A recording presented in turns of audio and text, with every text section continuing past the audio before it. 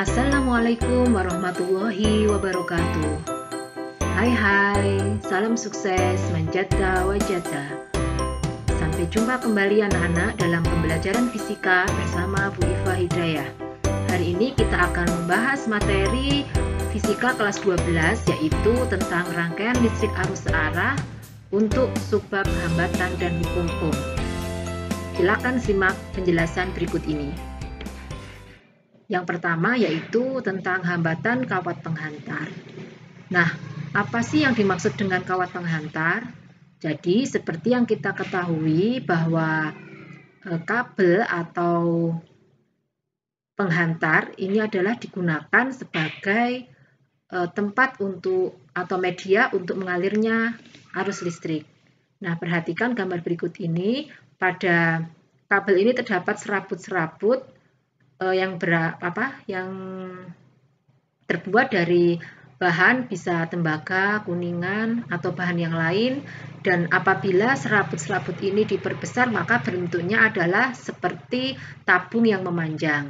Nah, kawat penghantar ini dengan panjang L dan luasan A, maka untuk masing-masing bahan otomatis mempunyai hambatan yang berbeda-beda apabila jenis kawatnya atau jenis bahannya berbeda. Demikian pula yang mempengaruhi hambatan suatu penghantar yaitu adalah panjang dari kawat. Semakin panjang kawat penghantar, maka hambatannya juga akan semakin besar. Di samping itu, luas penghantar juga berpengaruh terhadap besarnya hambatan. Semakin luas suatu penampang penghantar, maka akan mudah atau makin banyak elektron yang akan melewati atau arus yang melewati suatu penghantar tersebut. Apabila luasan penampangnya kecil, maka otomatis hambatannya juga akan semakin besar. Gitu ya, karena semakin sulit dilewati oleh arus. Jadi bisa disimpulkan bahwa hambatan suatu penghantar yaitu ditentukan oleh hambatan jenis, panjang, dan luas penampang yang bisa dirumuskan dengan R sama dengan Rho L per A. Nah, di mana untuk R adalah hambatan yang satuannya ohm, kemudian Rho adalah hambatan jenis penghantar, satuannya ohm meter, L adalah panjang penghantar, satuannya meter, dan A adalah luas penampang penghantar, satuannya meter persegi. Nah, jadi jika panjang suatu penghantar itu besar, maka R-nya juga semakin besar, karena antara R dan L adalah berbanding lurus. Nah, kebalikannya, apabila panjang penghantarnya semakin pendek, maka R-nya juga akan semakin kecil. Kemudian untuk luasnya, apabila luasnya semakin besar, maka hambatannya akan semakin kecil karena di sini A dengan R berbanding terbalik. Jadi kalau kita ingin memilih suatu kabel yang hambatannya kecil, maka luas penampangnya harus yang besar. Karena antara luas penampang dengan R adalah berbanding terbalik. Nah, bagaimana dengan L? Kan tidak mungkin kalau L itu, memang kalau L-nya kecil, maka R-nya adalah kecil, tapi kan tidak mungkin kabel itu pendek. Jadi ketika kita menentukan kabel yang bagus atau yang hambatannya kecil, adalah dengan mencari yang luas penampangnya besar. Nah, untuk hambatan jenis sendiri berbeda-beda tergantung dari bahannya.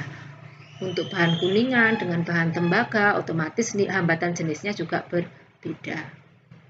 Selanjutnya, mari kita lihat contoh soal berikut ini. Soal latihan 1.5 yang ada di buku Pintar Belajar Fisika kelas 12, yaitu Sakufindo Kinaria. Sepotong kawat memiliki hambatan 12 ohm. Hitunglah hambatan kawat tersebut jika panjang dan diameternya diperbesar menjadi 2 kali semula. Perhatikan soal berikut ini. Sepotong kawat memiliki hambatan 12 ohm. Berarti yang diketahui adalah hambatan dari suatu kawat. Yang ditanyakan hambatan kawat tersebut jika panjang dan diameternya diperbesar. Berarti yang ditanyakan adalah R2 ketika panjang dan diameternya diperbesar menjadi 2 kali semula. Nah, kita ilustrasikan sebagai berikut. Misalnya di sini tadi adalah kawat yang memiliki hambatan 12 ohm dengan panjang adalah L, kemudian luas penampangnya dengan diameter adalah D, kemudian kawat tersebut berapa hambatannya ketika panjangnya diubah menjadi 2L, karena 2 kalinya berarti panjangnya menjadi 2L. Ini dimisalkan ya, tadi mulanya adalah panjangnya L, kalau menjadi 2 kalinya kan 2L.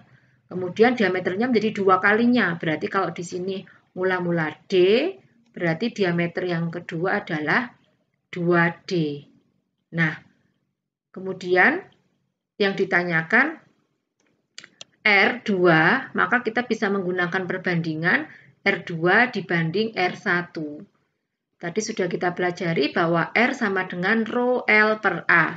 Jadi kalau R2 sama dengan rho L2 per A2 dibagi R1-nya adalah rho L1 per A1. Karena di sini hambatan jenisnya sama, berarti yang hanya ukuran kawatnya yang diperbesar, maka rho-nya bisa dicoret. Jadi R2 dibagi R1-nya ini adalah 12 ohm per 12 sama dengan rho L2 per A2. Jadi rho L2, L2-nya tadi di sini adalah 2L per A2. A2 rumusnya kan PR kuadrat, PR2 kuadrat. Sehingga ini kita tulis PR2 kuadrat, rumus untuk luas, per rho L1, berarti rho L1-nya adalah ini L, kemudian dibagi dengan A1-nya adalah PR1 kuadrat. Nah, di sini rho-nya bisa kita coret, kemudian Pi-nya juga bisa kita coret, L-nya juga bisa kita coret, sehingga didapatkan untuk R1-nya nanti dengan memasukkan nilai R1 adalah dimisalkan R, maka R2-nya adalah 2R. Karena untuk diameter D, maka jari-jarinya R, sedangkan ketika diameternya menjadi 2 kali lipatnya, otomatis jari-jarinya juga menjadi 2 kali lipatnya atau 2R. Sehingga didapatkan, nah ini tadi sudah dicoret ya, rho pi sama L-nya, sehingga di sini menjadi R2 per R1-nya adalah 12 sama dengan tinggal 2, ini berarti 2 per R2 kuadrat, berarti R2-nya adalah 2R. Berarti di sini 2R kuadrat dibagi dengan 1 per R1, berarti menjadi R kuadrat, karena R1-nya tadi sama dengan R. Nah, R kuadrat ini bisa dicoret, sehingga ini menjadi 2 per 2 kuadrat. Di sini kan 2R kuadrat kan menjadi 4R kuadrat.